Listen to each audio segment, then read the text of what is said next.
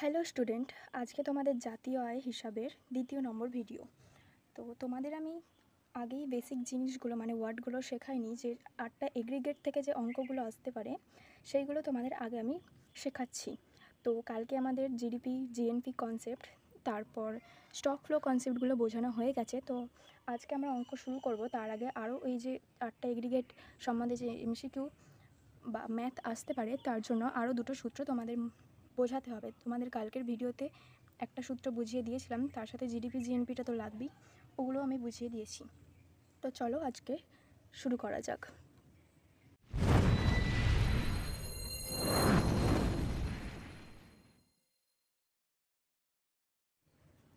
কালকে আমি তোমাদেরকে জিএনপিটা বুঝিয়েছিলাম। তো জিএনপিটা আমি তোমাদেরকে বলেছিলাম যে আমাদের দেশের লোক অন্য দেশে বা যেখানে যে কোনো দেশেই কাজ করুক না কেন, সেটা হচ্ছে জিএনপিতে অ্যাড হবে। তো সেটাকে আমরা সরল ভাষায় বলতে পারি ফ্যাক্টর ইনকাম ফ্রম অ্যাব্রড। এটার মানে হচ্ছে দেশের, যেটা আমি তোমাদের কালকেই বলেছিলাম যে জিএনপিতে অন্তর্ভুক্ত হবে। যারা আগের ভিডিওটা দেখোনি তারা অবশ্যই দেখে আসো, নাহলে অঙ্কগুলো কিন্তু করতে পারবে না।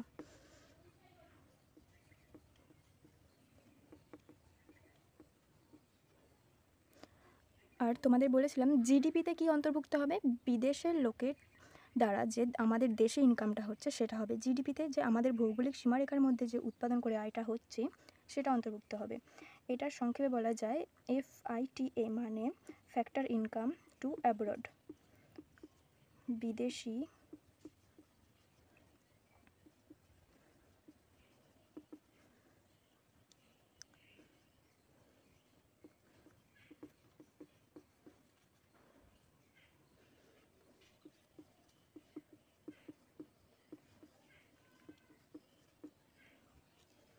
তো এটার আমি তোমাদেরকে যে সূত্রটা আমি তোমাদেরকে তৈরি করাবো সেজন্য এটা বোঝানো। তো আমাদের যে অঙ্ক করতে যে সূত্রটা লাগবে সেটা আমি তোমাদেরকে এখন বোঝাচ্ছি। আমাদের অঙ্ক করার জন্য নিট ফ্যাক্টর ইনকাম চাই, মানে বিদেশ থেকে প্রাপ্ত নিট আয়। সেটা আমরা কীভাবে বার করব দেখো। এটা মানে দেশের লোকের দ্বারা বিদেশে ইনকাম, মানে আমাদের দেশের যে লোক তারা যে বিদেশে ইনকাম করছে তা সেটা হচ্ছে সংক্ষেপে আমরা বলতে পারি factor income from abroad. From abroad মানে বিদেশ থেকে যারা ইনকাম করছে। আর এটা FITA মানে বিদেশের লোকেরা আমাদের দেশে যে ইনকাম করছে সেটা হচ্ছে সংক্ষেপে ফ্যাক্টর ইনকাম টু অ্যাব্রড। তো এটা আমরা এখান থেকে মাইনাস করে দেব। এটা মাইনাস করলে আমাদের বেরোবে নিট ফ্যাক্টর টু অ্যাব্রড, মানে দেশের লোকের দ্বারা যে বিদেশি ইনকামটা হচ্ছে সেখান থেকে যদি আমরা আমাদের দেশের লোকের দ্বারা যে মানে বিদেশের লোকের দ্বারা আমাদের দেশে যে ইনকামটা হচ্ছে সেটা যদি আমরা বাদ দিই, তাহলে আমাদের NF মানে নিট ফ্যাক্টর ইনকামটা চলে আসবে। মানে তোমরা যেমন ডেপ্রিসিয়েশন থেকে না, ডেপ্রিসিয়েশন আর গ্রস থেকে যেমন ডেপ্রিসিয়েশনটা মাইনাস করেছিল তখন নিট এসেছিলো, তাই না?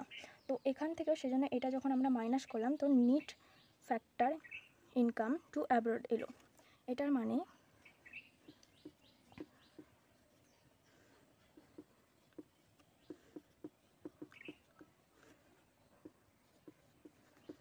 বিদেশ থেকে প্রাপ্ত আয় মোট। মানে ধরো যদি দেশের মানে আমাদের দেশে যা লোক আছে তারা যদি বিদেশে ইনকাম করে, সেই ইনকামটা থেকে বিদেশের লোকরা যে আমাদের দেশে ইনকাম করছে সেই ইনকামটা বাদ দিই, তাহলে মোট বিদেশ থেকে প্রাপ্ত আয়টা আসবে। মানে এটা ধরো যদি আমরা 200 ধরে নিই, এটা যদি 100 ধরি, মানে দেশের মানে আমাদের দেশের লোক যা বিদেশে ইনকাম করছে সেটা যদি 200 হয় মানে ইনকামটা, আর বিদেশের লোকেরা যে আমাদের দেশে ইনকাম করছে সেটা যদি 100 হয়, তাহলে মোট বিদেশ থেকে প্রাপ্ত আয় মানে আমাদের দেশের লোক যে অন্য দেশে কাজ করছে সেই আয়টা মোট হচ্ছে 100, তাই না? মানে এটাকেই বলছে বিদেশ থেকে প্রাপ্ত নিট আয়। ঠিক আছে, নিট আয়। তো এখান থেকে আমরা কি সূত্রটা তৈরি করতে পারি দেখো। সূত্রটা আমি এখানে লিখছি 4 নম্বর দিয়ে। আমরা যদি ডোমেস্টিক, আমি তোমাদের কালকেই বুঝিয়েছিলাম, ডোমেস্টিক সাথে যদি NFI এটা যোগ করি তাহলে আমাদের ন্যাশনাল আসবে। আমি বোঝাচ্ছি, মানে কি, আমি তোমাদের কালকেই বুঝিয়েছিলাম, ভালোভাবে বুঝিয়েছিলাম যে আমাদের দেশে ভৌগোলিক সীমারেখার মধ্যে যে ইনকামটা হচ্ছে তার সাথে যদি আমরা আমাদের দেশের লোকের দ্বারা বিদেশে যেটা ইনকাম হচ্ছে সেটা যোগ করি, তাহলে সেটা জিএনপি আসবে, মানে ন্যাশনাল, জাতীয়। তো তো আমরা যদি জিডিপির সাথে এনএফআই এটা যোগ করি, মানে এনএফআই মানে কি, বিদেশ থেকে নিট প্রাপ্ত আয়। তো এখান থেকেই বোঝা যাচ্ছে তো জাতীয় আমরা পাচ্ছি, তাই না? যদি জিডিপির সাথে বা ডোমেস্টিকের সাথে যাই হোক ধরে নাও, যদি জিডিপি বা ডোমেস্টিকের সাথে বিদেশ থেকে প্রাপ্ত মোট নিট আয়টা আমরা যোগ করি, তাহলে ন্যাশনাল মানে জিএনপিটা পাচ্ছি, তাই না? 5 নম্বর সূত্র হচ্ছে ন্যাশনাল থেকে যদি এনএফআই এটা মাইনাস করি, তাহলে আমরা ডোমেস্টিক বা জিডিপি পাচ্ছি।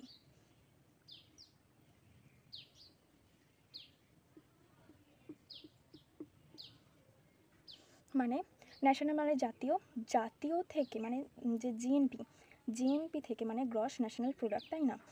গ্রস ন্যাশনাল প্রোডাক্ট থেকে যদি আমরা এই বিদেশ থেকে নিট প্রাপ্ত আয়টা যদি মাইনাস করি, তাহলে এটা স্বাভাবিকভাবেই জিডিপি আসে, মানে ডোমেস্টিক, মানে গ্রস ডোমেস্টিক প্রোডাক্ট, তাই না? এগুলো কিন্তু কালকে যে ভিডিওটা দেখবে না তারা কিন্তু বুঝতে অসুবিধা হবে। আমি কিন্তু ভালোভাবে কালকে বুঝিয়েছিলাম। তো এখান থেকে আমরা দুটো সূত্র তৈরি করতে পারলাম। তো এটা যদি বোঝা হয়ে থাকে, আমি পরের সূত্রটাতে যেতে পারবো। যে অঙ্কগুলো করব, এই সূত্রটা কিন্তু ভীষণ দরকার হবে। তো আমি এটা মুছে দেব।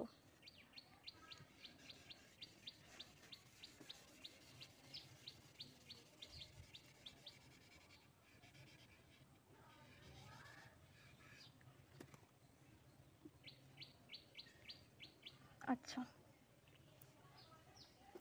এবার যেটা বোঝাবো তোমাদের সেটা হচ্ছে ব্যক্তিগত আয়।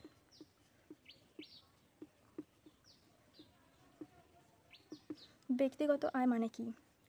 ট্যাক্স মানে বিভিন্ন ভর্তুকি যেটা সরকার নেয়, সেটা মানে ধরো আমাদের যে একটা আসল, মানে আমরা ধরো কোথাও একটা কাজ করেছি বা উৎপাদন করেছি, সেটা থেকে যে আমরা মাইনেটা পাই, সেটা থেকে সরকার বা কোনো কোম্পানি যে ট্যাক্স বা বিভিন্ন ভর্তুকি কাটে, সেই ট্যাক্স বা ভর্তুকি কাটার আগে, মানে একজন ব্যক্তি যেটা নিজে রোজগার করছে, ঠিক আছে, যেটা নিজে রোজগার করছে সেটা থেকে ট্যাক্স বা ভর্তুকি বাদ দেওয়ার আগে, ঠিক আছে, মানে বাদ দেওয়ার আগে কিন্তু আমি এখানে লিখে দিই,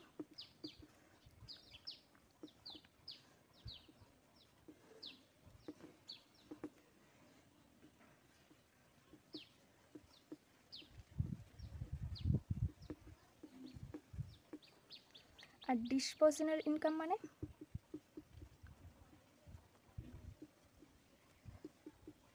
আমার এটার বাংলাটা এখন ঠিকঠাক মনে পড়ছে না, এটা তো পার্সোনাল ইনকাম, এটার বাংলাটা ঠিক মনে পড়ছে না, তোমাদের বলে দেবো, আমি যদি বই থেকে দেখে বলে দেবো। এটা ডিসপোজিশনাল ইনকাম মানে কি? ট্যাক্স বা বিভিন্ন ভর্তুকি কাটার পরে যে অংশটা থাকে তাকে বলে। মানে ধরো তুমি কোথাও কিছু উৎপাদন বা কোনো কাজ করে যে নিজস্ব ইনকামটা হয়, তা থেকে সরকার বা কোনো কোম্পানি বা দোকান ট্যাক্স কাটে বা বিভিন্ন ভর্তুকি কাটে, সেটা কাটার পরে যেটা পায়, তোমার কাছে যে আয়টা থাকে সেটা হচ্ছে ডিসপোজিশনাল ইনকাম। মানে তোমার কাছে বাড়িতে যে ইনকামটা রয়েছে সেটা হচ্ছে তোমার ট্যাক্স কাটার পরে ইনকামটা, ঠিক আছে, কিন্তু ট্যাক্স কাটার আগে হচ্ছে সেটা ব্যক্তিগত আয়। এটার মানে হচ্ছে ট্যাক্স কাটার পরে,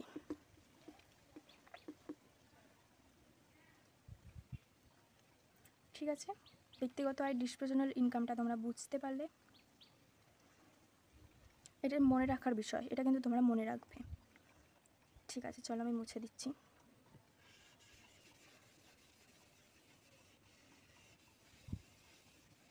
এবার তোমাদের যেটা বুঝতে হবে, কালকেই আমি এটা বলে দিয়েছিলাম, গ্রস থেকে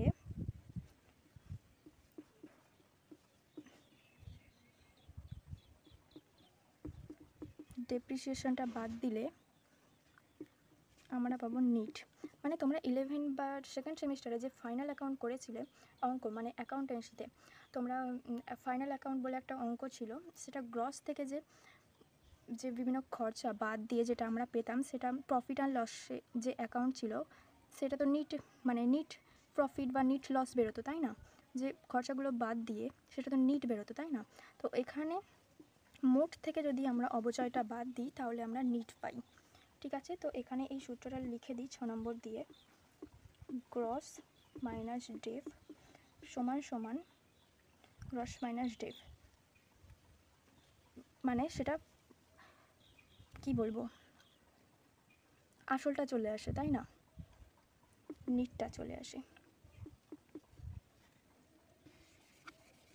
তো এবার আমি তোমাদের অঙ্কগুলো বোঝাবো, যেগুলো তোমাদের এমসিকিউতে আসতে পারে।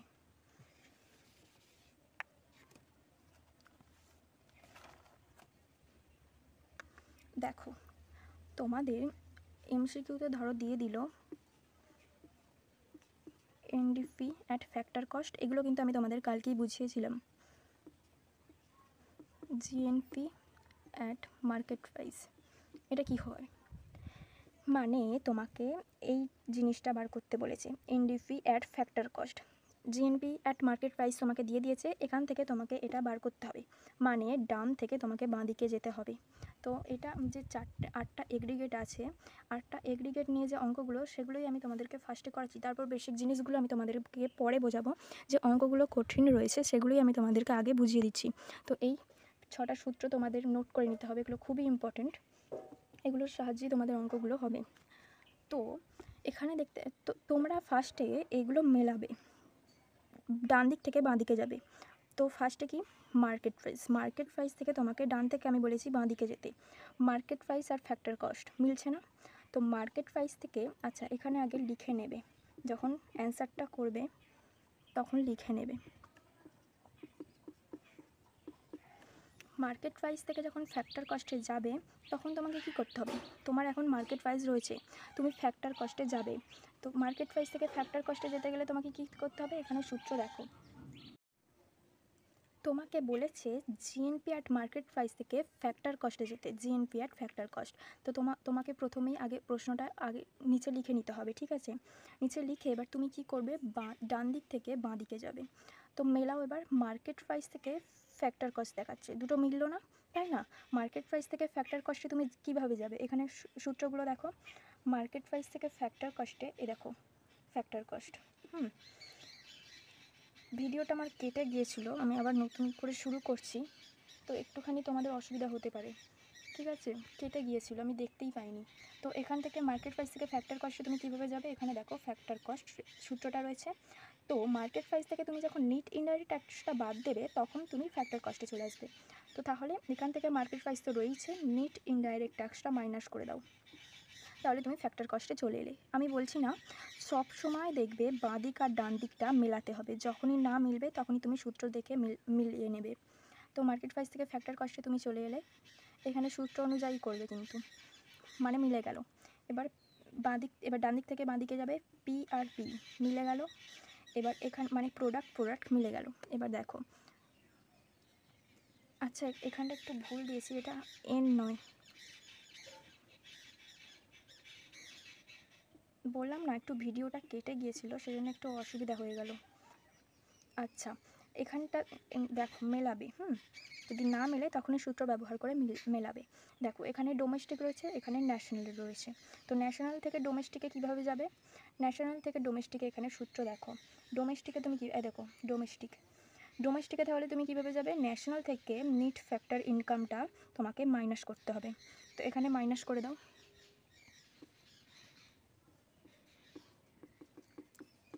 নিট ফ্যাক্টর ইনকামটা তুমি মাইনাস করে দিলে তাহলে তুমি ডোমেস্টিকে চলে এলে। তো মিলে গেল, দুটো সাইড মিলে গেল। এবার এখানটা ভিডিওটা একদম কেটে গেছে বলে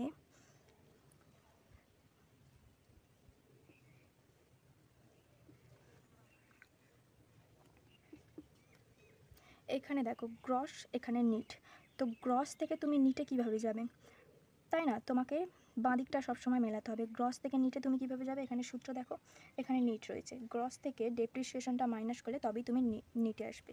তো এখান থেকে ডেপ্রিসিয়েশনটা মাইনাস করে দাও, মিলে গেল তোমার দুটো সাইড। দেখো এখান থেকে তুমি গ্রস থেকে নিটে গেলে মিললো না, তুমি সূত্র দেখে মিলিয়ে নিলে।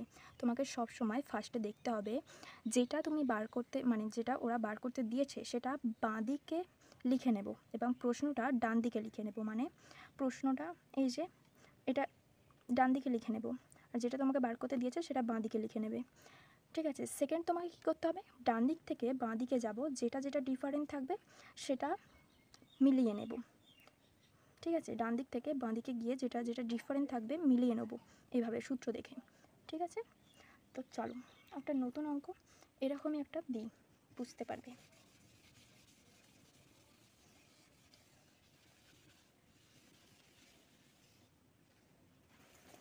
তোমাদের বইতে দিয়েছে অঙ্ক, তোমাদের বইয়ের অঙ্কগুলো একটা দেখি।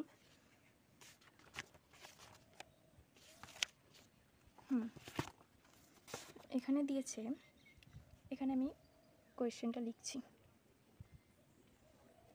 এখানে লিখি।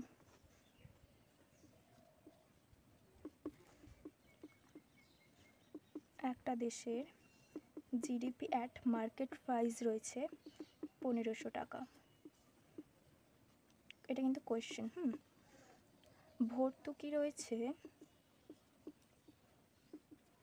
100 কোটি টাকা। পরোক্ষ কর মানে ইনডাইরেক্ট ট্যাক্স, এগুলো কিন্তু আমি তোমাদের কালকেই বুঝিয়েছি। পরোক্ষ কর দিয়েছে 200 কোটি টাকা। অবচয় 100 কোটি টাকা। তো তোমাকে বার করতে বলেছে NDP factor cost, NDP at factor cost তোমাকে বার করতে। তো ফার্স্টে কি বলেছিলাম, যেটা তোমাকে বার করতে দেবে সেটা তুমি বাঁ দিকে লিখে নেবে। NDP at factor cost, GDP market price, এটা দিয়ে দিয়েছে তোমাকে, এটা 1500 টাকা দিয়ে দিয়েছে।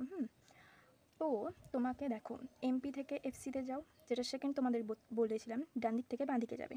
মার্কেট প্রাইস থেকে ফ্যাক্টর কস্টে যেহেতু মেলেনি, তোমাকে মেলাতে হবে। তো এখানে সূত্র দেখো, ফ্যাক্টর কস্টে তুমি কীভাবে আসবে, ফ্যাক্টর কস্ট তোমাকে মার্কেট প্রাইস থেকে নিট ইনডাইরেক্ট ট্যাক্সটা বাদ দিলে তুমি ফ্যাক্টর কস্টে যাবে।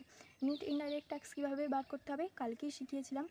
তুমি ট্যাক্স থেকে যখন ভর্তুকিটা বাদ দেবে তখন নিট ইনডাইরেক্ট ট্যাক্সটা চলে আসবে। তো তোমার ট্যাক্স কোথায়, ভর্তুকি, অবচয়, ট্যাক্স দেয়নি নাকি, এই তো পরোক্ষ কর। পরোক্ষ কর ইনডাইরেক্ট ট্যাক্স, ইনডাইরেক্ট, এখানটা বার করি, ইনডাইরেক্ট ট্যাক্স 200, সাবসিডি মানে ভর্তুকি 100। তো তোমার নিট ইনডাইরেক্ট ট্যাক্স কত, 100। তো মার্কেট প্রাইস 1500, যেহেতু মার্কেট প্রাইস 1500, তার সাথে এখানে বলেছে নিট ইনডাইরেক্ট ট্যাক্সটা মাইনাস করতে হবে, -100। ঠিক আছে, এখানে এবার যাও, এটা মিলে গেল। এবার পি প্রোডাক্ট মিলে গেল, ডি থেকে ডি মিলে গেল, জি থেকে এন মিলল না। তো গ্রস থেকে নিটে তুমি কিভাবে যাবে, এই যে ডেপ্রিসিয়েশনটা মাইনাস করলেই তুমি নিটে আসবে। তো এখান থেকে, আচ্ছা এখানটা দেখা যাচ্ছে না, এখান থেকে ডেপ্রিসিয়েশনটা বাদ দাও। ডেপ্রিসিয়েশন এখানে কত বলেছে, অবচয় 100। চলো, তো এই দুটো আগে প্লাস করে নাও, মাইনাসে প্লাস, মানে 200।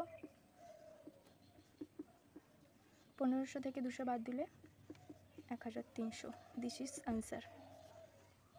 এটা তোমার তাহলে এনডিপি অ্যাট ফ্যাক্টর কস্ট চলে এলো। ঠিক আছে, তো তোমাদের এই ধরনের অঙ্ক পরীক্ষাতে থাকবে। তোমার দুদিকেই মিলে গেল যেহেতু, তো এই ধরনের অঙ্কগুলোই কিন্তু তোমাদের এমসিকিউতে থাকবে। তো চলো, এবার তোমাদেরকে পরের দিন আমি সার্কুলেশন অফ ইনকামটা বোঝাবো। তো আজকে তোমাদের এখানেই ভিডিওটা শেষ করছি। এটা কিন্তু ভীষণ ইম্পর্টেন্ট, আমি প্রথম থেকেই বলছি, এই ধরনের অঙ্ক তোমাদের পরীক্ষায় থাকবে, অবশ্যই থাকবে। তো এখানেই ভিডিওটা শেষ করছি।